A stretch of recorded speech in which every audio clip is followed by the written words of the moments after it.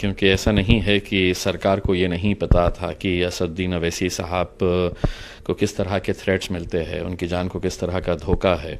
Social media के ऊपर आए दिन उन्हें जान से मारने की धमकियां मिलती है, और ये पहली बार हुआ नहीं है कि मतलब उनके ऊपर हमला हुआ है। 2 महीने पहले भी उनके घर के ऊपर हमला हुआ था, वो घर जिसके बिल्कुल सामने ही पुलिस स्टेशन है, और जो आए थे तोड़फोड़ करने के लिए वो लोगों ने फेसबुक के ऊपर उसको लाइव किया, पूरा शूट किया, उसको एक इवेंट बनाए थे। यानी कि उनका डर और खौफ ख़त्म हो चुका था।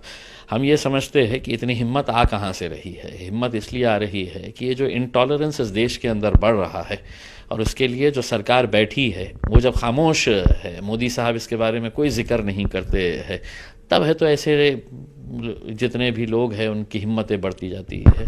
आप पॉलिटिकल बयान दे सकते हैं, कह सकते हैं, लेकिन हापुड़ पुलिस की तरफ से 2 लोगों को गिरफ्तार कर लिया गया है। क्या आप इस कार्रवाई से मुतमईन नहीं हैं? देखिए, अगर जान चली जाती तो मेरा ये कहना है, अगर योगी साहब ये दावा कर रहे हैं कि मैंने यूपी से पूरा गुंडा राज कह रहे हैं कि लो मैं आ गया, अल्हम्दुलिल्लाह मेरे भाइयों, पिछले कुछ दिनों के अंदर जो कुछ भी हुआ है आप अच्छी तरह से समझ सकते हैं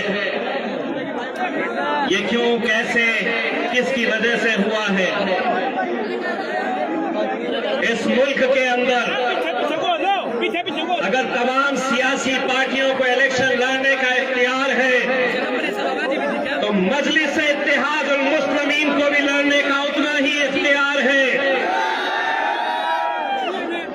क्योंकि ये मुल्क अकेले तुम्हारा नहीं है, ये तुम्हारे बाप का नहीं है।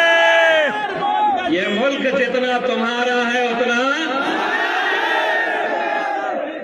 और फिर हमें रोका जा रहा है, हमारी हर बात के ऊपर टोका जा रहा है। लेकिन आप लोगों ने कल बैरिस्टर असदुद्दीन अवैसी साहब को सुना पार्लियामेंट के उस ऐवान के अंदर, जब सरकार ने कहा कि हम असद साहब को जेड सिक्योरिटी देना चाह रहे हैं।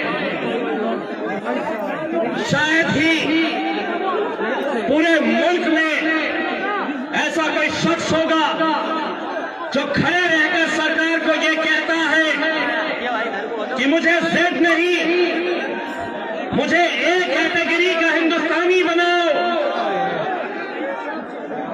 अगर सुरक्षा देना है तो इस मुल्क के आम लोगों को सुरक्षा दो। मेरे भाइयों, आज इस मुल्क के अंदर तमाम राजनीतिक पार्टियों की कोशिश यही चल रही है, तमाम राजनीतिक पार्टी इस साजिश में लगे हुए हैं। हर एक की कोशिश यही है कि कोई भी जीत जाए चलेगा, लेकिन मजलिस ने उत्तर प्रदेश के अंदर जीतना नहीं चाहिए। उन्हें क्या मालूम है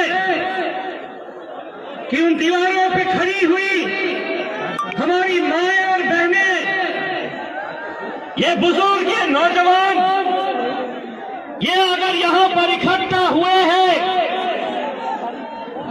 ये यहां पर इतने घंटों से इंतजार कर रहे हैं, तो वो सिर्फ और सिर्फ मेरे खायद बैरिस्टर असद